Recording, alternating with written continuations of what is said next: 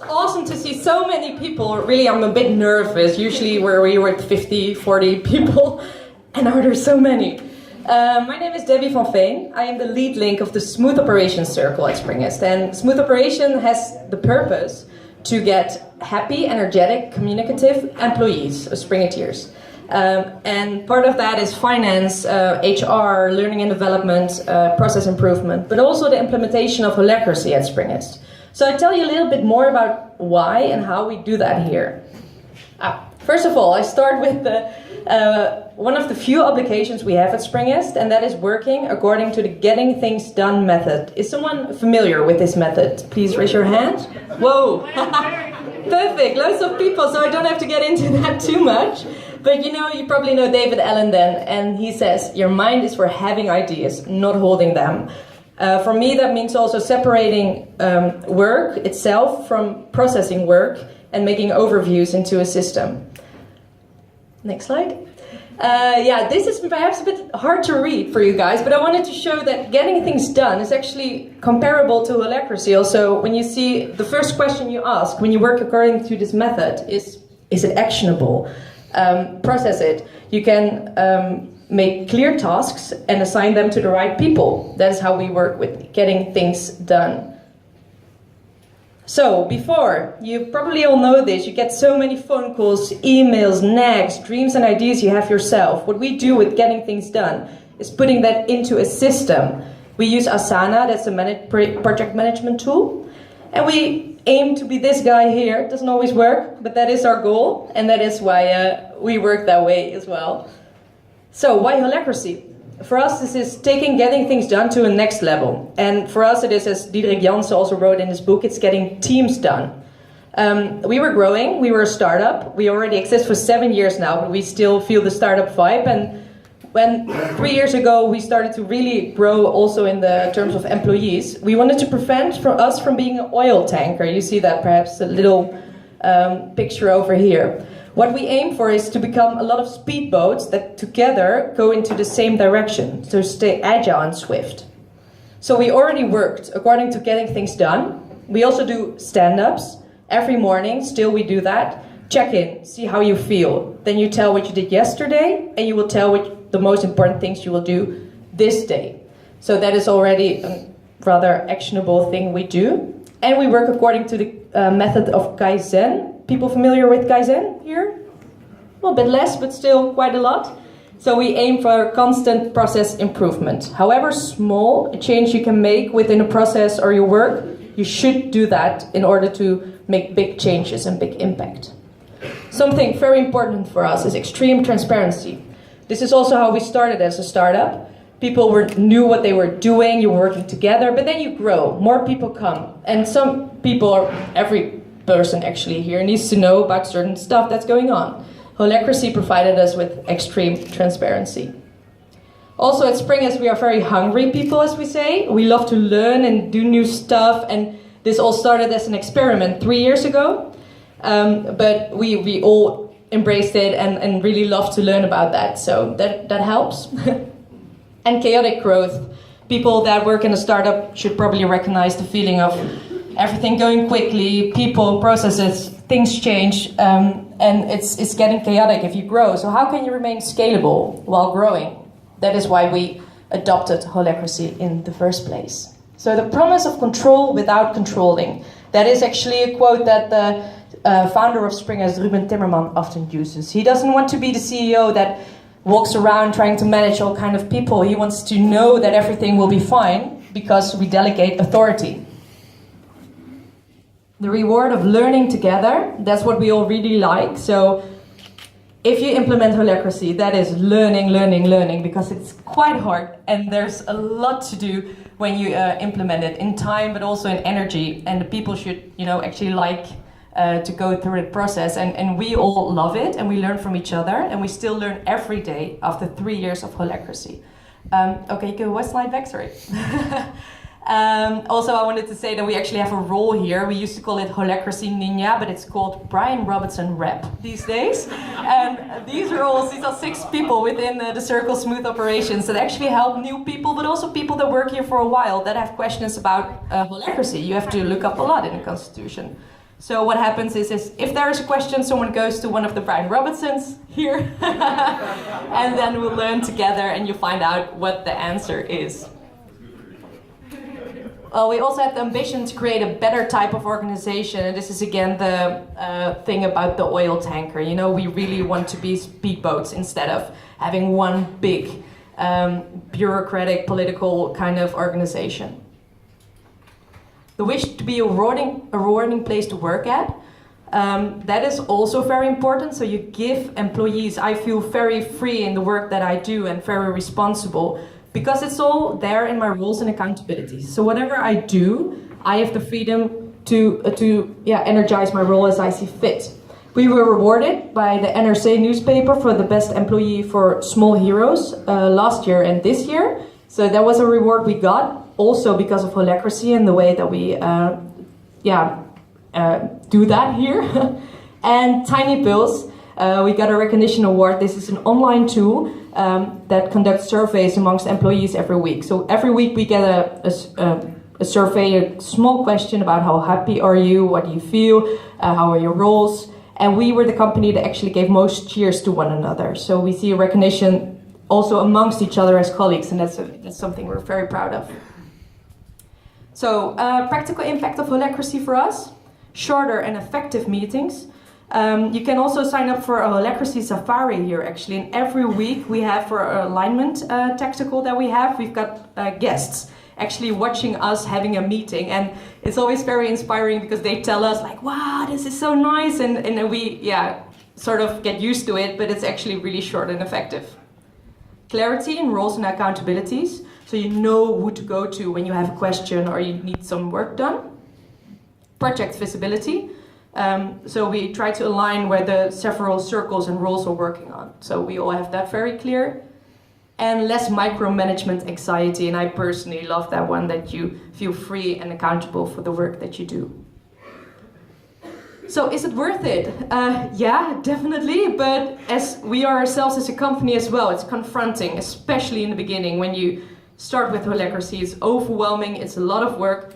It's not for everyone, so people sometimes are really resistant.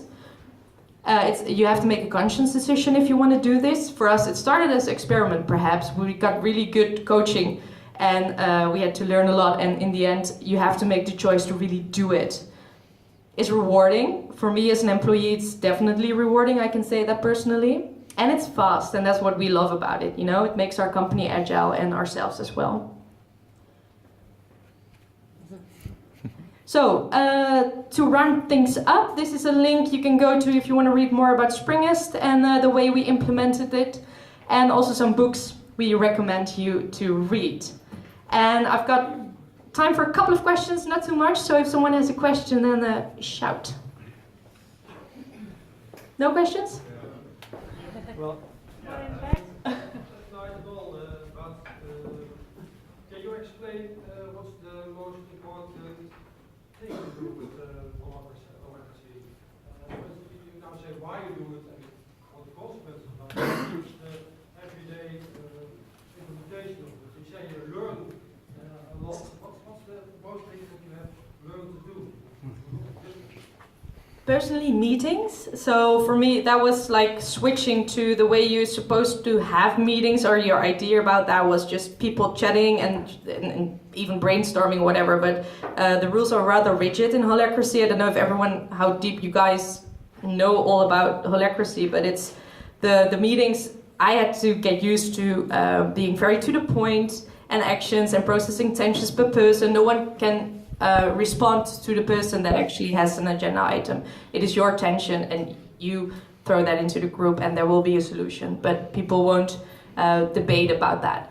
And in general, the way you think about your work, that changes a lot. So perhaps I used to be like someone that did the bookkeeping and office management and that kind of stuff. Now I've got 30 roles and they're all really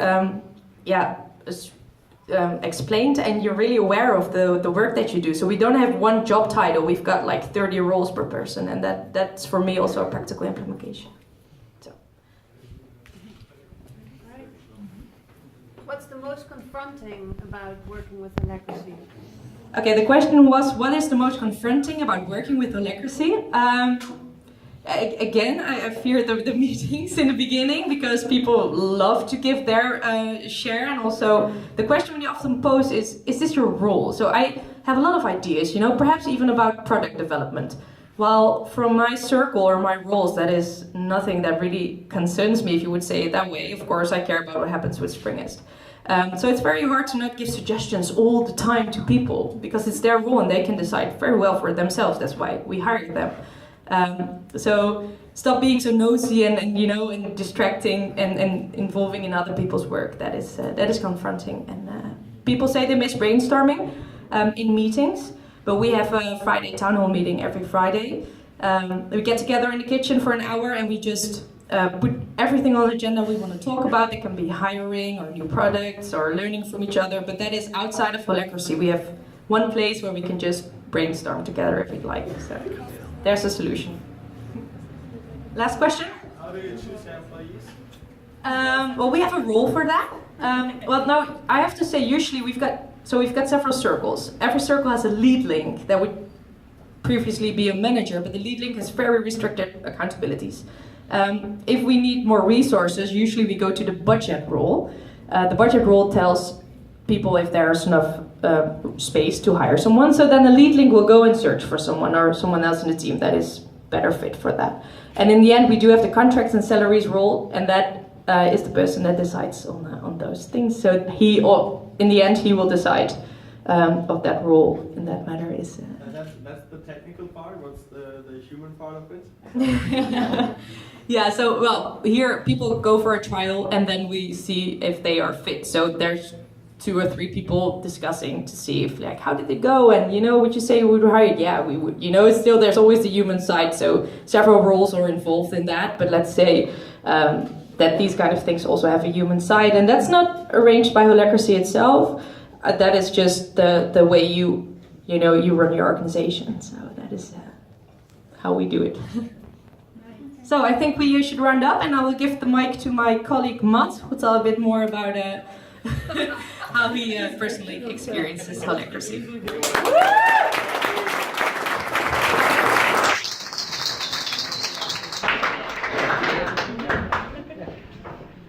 Hi guys, nice to have you all here. Can you move a little bit more to the front because I can see people in the back, they can't see the screen, so if everybody just moves even a little more further, and then will be a lot easier to talk and a lot easier to see the screen and ask questions later.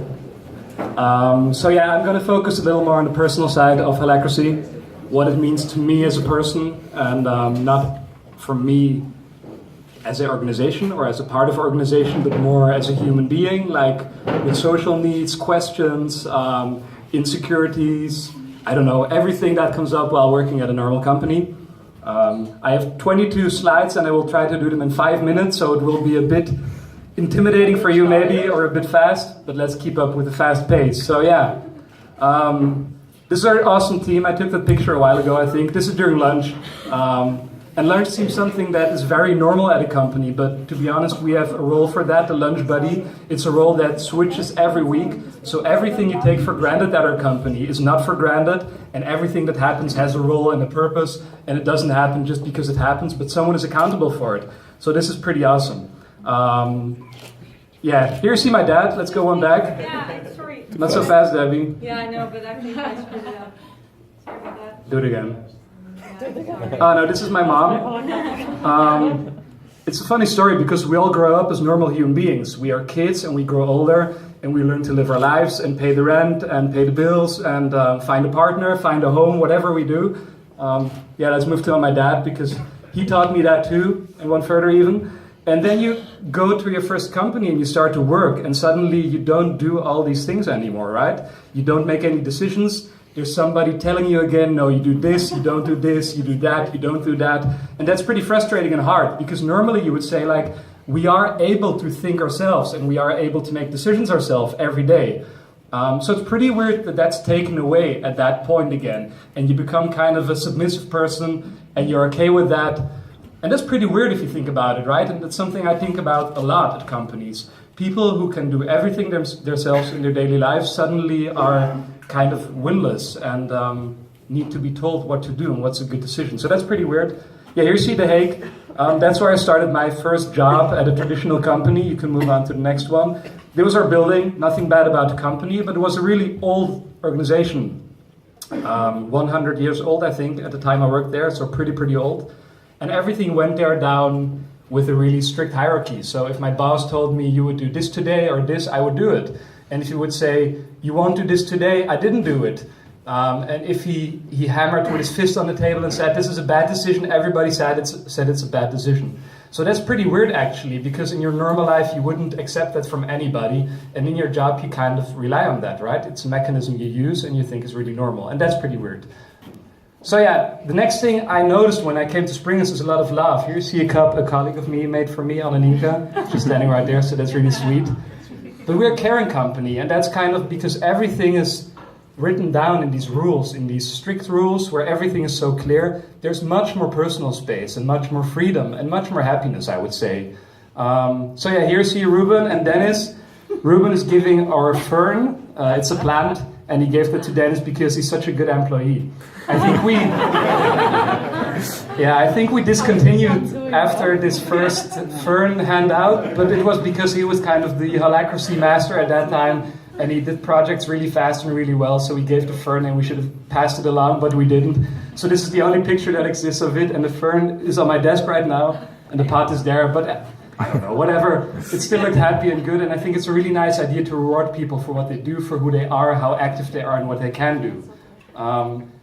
Yeah, here again, the lunch. So that was something, you can move on to the next one even. We got food every Friday by a cook. And even she had a role in our organization, even though she was here once a week, because she cooked lunch for us every Friday. And that was so rewarding and so happy. In the beginning, I just thought, how is that happening that somebody cooks lunch? But just her role, right? She did what she was supposed to do in Holacracy. And later on she left, but that was still okay because she was just a part of a family. And her role, we deleted it after that because there was no other cook, but we still could recreate it and then it would happen again. And that's pretty awesome still. Yeah, here you see me and the guy I don't remember from that evening. But that's it's a funny story because it was my first Springest party, I think. And one thing there I realized also is that parties don't happen. They don't fall out of the air. Somebody has to blow up the balloons. Somebody has to set the tables here for tonight. Somebody has to organize the screen. And we also have roles for that. We have 3 roles who organize the Spring Fest, the parties. And we also have a role who does these kinds of things. So everything is covered into that.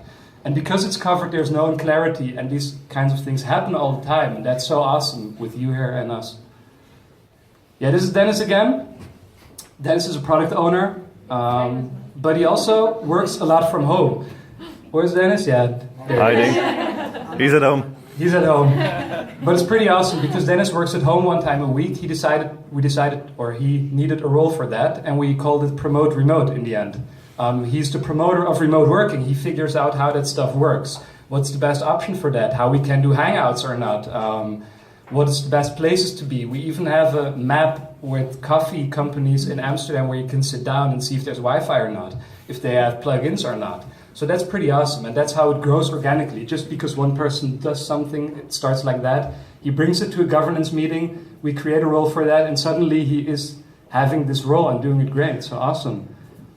Yeah, but we also work hard. So I told you about the remote working, and you've seen all the food. This is the start of a hackathon, like a hack day. We do that once every while, and also for that there's a role. It's Mark. I don't see him on... Yeah, he's here in front, actually. This is Mark. He has the role for the hack days, and he organizes them, I don't know, once a month, I think, or once every 2 months. And that's pretty awesome also, because we work really hard for 24 hours almost. We hack stuff together, we do things we normally don't do. And he's really happy with that role next to being a developer. So that's also like awesome and great. Yeah, here you see us working. You can move on to the next one. Yeah, this is Rick, this is Ruben. Ruben is in Germany, by the way, right now. So actually, this was a picture taken in Hamburg, where he was back then. We were there for a meeting. But he's there now and living there and working there. And that's all thanks to this role Dennis had again, this remote promote working role. And what's pretty amazing about Holacracy too is he works in Hamburg, so he's there every day, but still he can fulfill his roles. It's not strange or something. He's just on another place and he does whatever he does. He doesn't need a manager to watch him or tell him what he has to do. He joins our tacticals with the camera and everything works so smooth that it's really, really amazing. Yeah, this is the provider bootcamp. So like event like this, we organize more of them. This is one event I organize, and we invite the educational providers we have on our site. We're a comparison website, and also there's a role for. And because there's a role for everything, like so much weight drop off your shoulders. You know, you have all these roles, and you do one thing one time, the other thing the other time, and it gives so much space in your head, and it gives so much space for friendships and working together in a happy and positive way. Yeah, that's amazing. Move to the next one. Yeah, actually this is a quite funny picture. I was sitting on the couch back there, and I took this picture a while ago. This is Tom doing crunches, and these are 3 ladies doing yoga. And it started like this, just by doing it, and we felt we needed to create a role, so even that happened. We made a role for, we called it drill sergeant, I think. I don't remember it anymore. And the funny thing is, the role even created a Slack integration, which would remind you, like, every hour or so to do some sports or some movement. And suddenly all these people were doing this kind of stuff. I think the next one shows it too, yeah. Here you see the guys on the floor doing some weird kind of gym practice. I don't know what it is even, but it seems healthy to me. Anybody know what it's called? Yeah, that's what it's called. So the role worked really well. And because we do all this stuff, we also get a lot of training people here. Debbie told us already, like seeing how we use Holacracy, what we do with these roles. And once every while we get a present. Here you see Ruben with presents from bol.com. I don't know if the bol.com guys are here right now or not, but maybe they recognize something of that. And I think it was also partly because something we did with Holacracy or told them, or something in that sense. Ruben had contact with them at least. So it's pretty amazing what you get back from the community and other people just by helping them, telling them stuff and helping them along, like I hope we do for you now. Yeah, I'm coming to an end. I did it really, really fast. Just wanted to show you these 2 slides. This is Steve Ballmer. Does anybody of you not know Steve Ballmer? Please raise your hands, I want to know. And don't lie about it. Okay, so Steve Ballmer he was the CEO of Microsoft. He was the second man after Bill Gates, and then he took over. And what I wanted to show with this is I'm a big Steve Ballmer fan, and move on further. I'm also a big Arnold Schwarzenegger fan. Everybody knows Arnie. And you would think that's really funny to say, or really weird to say. But what I wanted to show is at my former company and the former companies I worked with, I never could tell that I loved Steve Ballmer or Arnold Schwarzenegger. I couldn't be making jokes about them all day. I couldn't be free in that. I couldn't have roles that are related to them with names and funny stuff. And at this company, I somehow can, and I still manage to do my work every day, and I feel awesome doing it. I hope for you, Holacracy can do the same thing. You can feel free, liberated, like an adult in your work and not only in your private life. And I hope you have a really great evening. Show the next slide. And do follow me on Twitter or on Snapchat if you want to. Have a nice evening.